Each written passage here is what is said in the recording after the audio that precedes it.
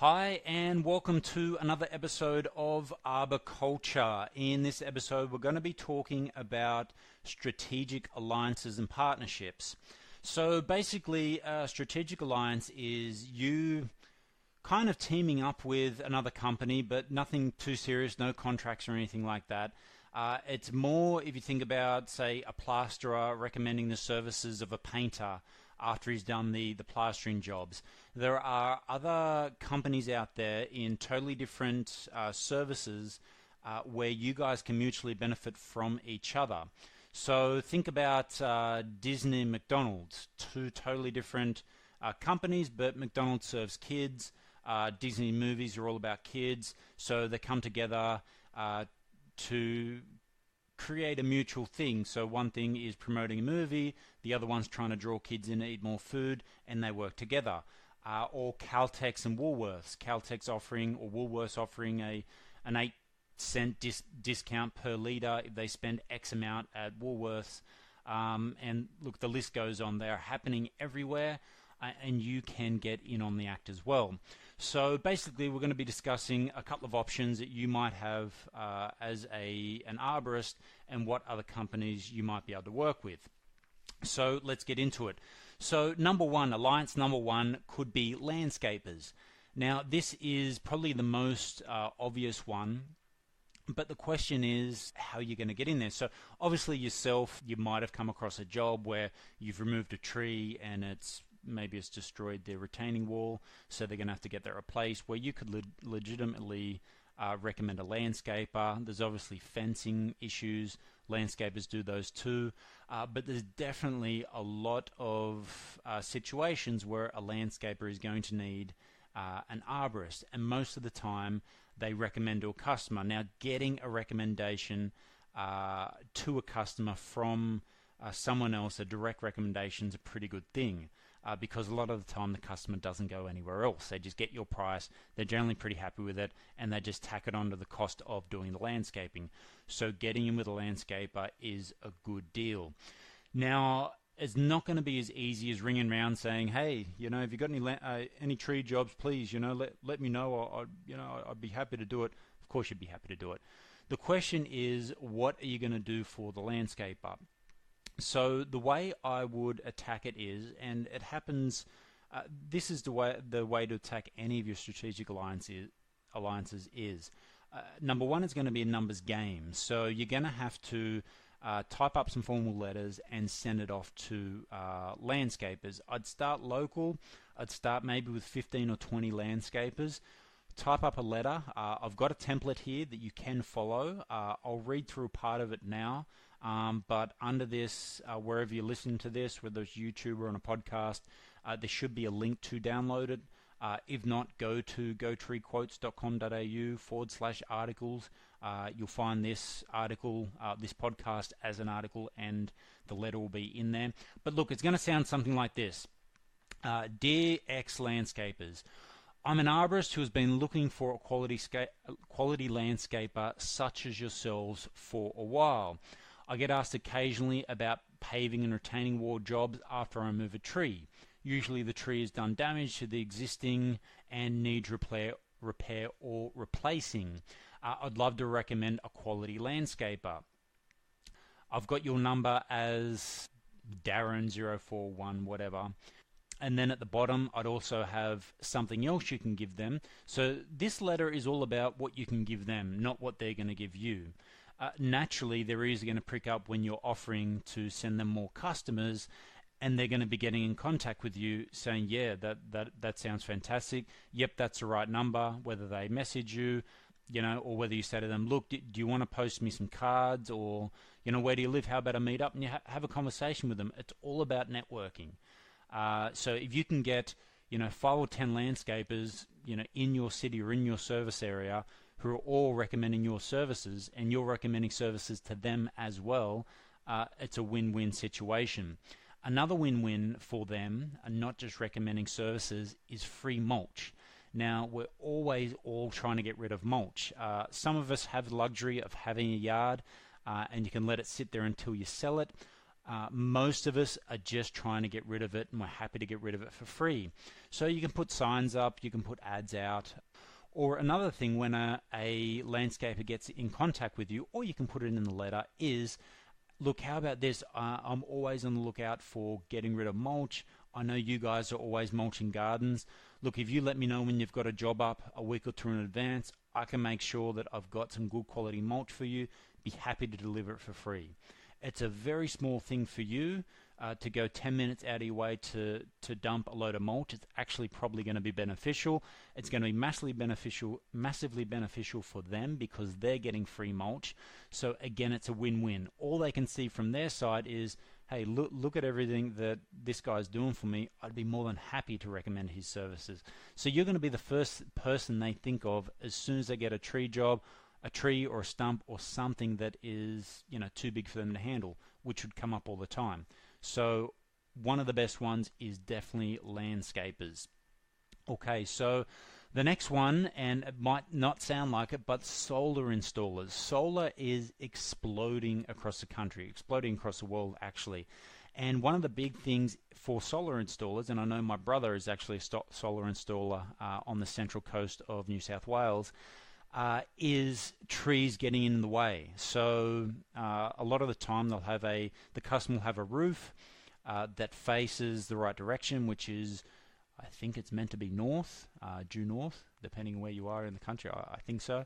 But yeah, shade from trees can totally ruin the return on investment with solar panels, or completely ruin the possibility of the customer getting solar panels. So a lot of the time they need to remove or prune the trees, and a lot of the time too, when they're getting solar quotes, they kind of notice it themselves, but a lot of the time the solar installer points it out. Hey, there's probably no point in getting it if these trees are going to be here. You'll need to get rid of them. So having a solar installer on side is going to be another good thing. And the third one that I've got for you today is lawn mowing and garden care. So this is an obvious one. Again, they get asked all the time, even just to prune palm trees that are too tall for them, or to remove trees. The first one, I ran a garden maintenance business before I put myself through TAFE to become an arborist, and I can tell you from first-hand experience, the first person they ask is their lawn mowing guy. Who can I get to do? Can you do? First I'll ask, can you do this? And obviously if it's a larger tree, the answer is going to be no. Even for smaller stuff, at that time I didn't even have a chainsaw, so my answer was no. If I couldn't do it with a circular saw and it wasn't plugged in, I must have been a bit of a dodgy lawn maintenance guy. I couldn't do the job. So and I actually at the time I had no one to recommend. So another good one is lawn mowing garden care guys. Actually, another one I just thought of then would be maybe a gutter cleaning service or a pool cleaning service. If you think of the direct symbiotic relationship, gutters are literally getting filled by leaves from trees. So when the guy's cleaning the gutter, he can mention to the customer that, hey, maybe you should prune the trees. I know the guy. But what you can do for them is when you are pruning trees that are hanging over a house and the gutters are full, you can mention to the customer, look, it's probably going to save you a lot of money cleaning your gutters now before they start rusting out your gutters and you need to replace them. I know this great local guy, he's cheap, he's efficient, give him a call. So and the same with pool cleaning service. A lot of the time you'll find a lawn mowing guy does that, so that's what you can do for him. Again, he mulches gardens, you can provide him with free mulch. The hardest one, I guess, would probably be, as far as what you can do for them, is the solar panel guy. Right off the top of my head, I'd probably say the only thing standing between them and installing solar panels when there's trees in the way is the trees themselves. So maybe you can try and work in with them. If it's just a tree trim, maybe you can say to them, hey, look, I'm more than happy to do a quote through you and you pay me. So that's an extra service that they can provide the customer, so the customer doesn't have to worry about it. So they can say, hey, look, we can pay for the service of having the trees trimmed just for you going with us. Lo and behold, they're tacking that onto their price, but the customer views it as an over-the-top service, which they really appreciate, so you guys can work in together like that. So look, again, get creative. Always be on the lookout of what companies you can help and how they might be able to help you. But again, when you're getting started with partners and strategic alliances, I recommend starting local, just because if you're going to be dumping mulch, you don't want to be doing it on the other side of the city. It'd be great to be doing it on the way home if a local landscaper is doing a local job. I'd probably start with just 10 or 15 letters. Give it a couple of weeks, send more out if you don't get much of a response. 10 or 15 letters to each of the services, so 10 or 15 letters to a landscaper, 10 or 15 to a solar company, just so you don't, just in case. Normally you'll get 1 or 2 replies in 10, but if you get 5, it could be a little bit too much to handle in any one time, so it's best to build them up slowly. So look, even if you're only getting, one job every couple of months from 5 or 10 different strategic alliances, that's a job every couple of weeks. So it really, and if you think of what you're charging per job and what that is going to add to the end of the month, having 2 more removal or prune jobs that cost you nothing in advertising, just a little bit of legwork to start with, it's definitely going to be worth your while. Alright guys, I hope this has been helpful. Please feel free to comment below or send me any questions or comments that you might have. Best of luck with your strategic alliances. This is Ben. And a good way to get in with them is educating them with a few facts. So again, you will have to check out the article I've written, and I wish you were looking at this infographic that I had in front of me. But it's all about facts on tree care.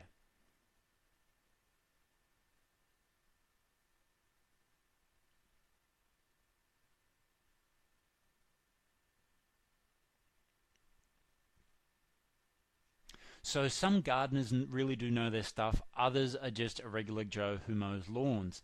So an angle you can use with them, because there probably isn't a lot you can do for them other than maybe gutter cleaning after you've removed a tree.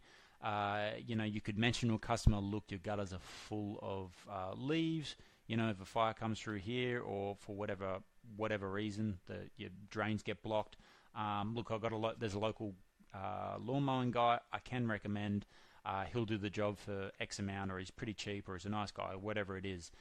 So if they do gutter cleaning, they're always looking for little things like that, especially in the winter months. I'm sure they'd be happy with any work you can send their way.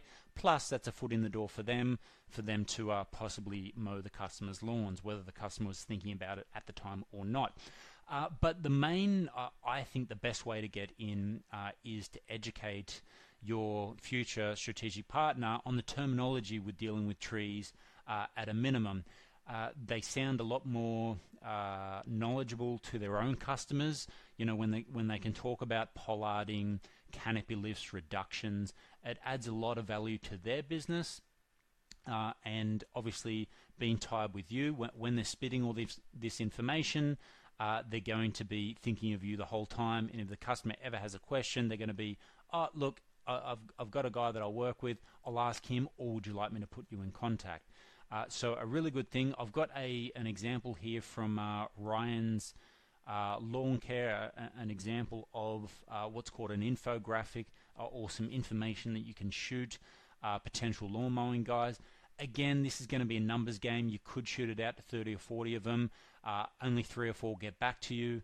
But look, I wouldn't stop at the first time you send some information out. Make it a regular thing. Why don't you send out every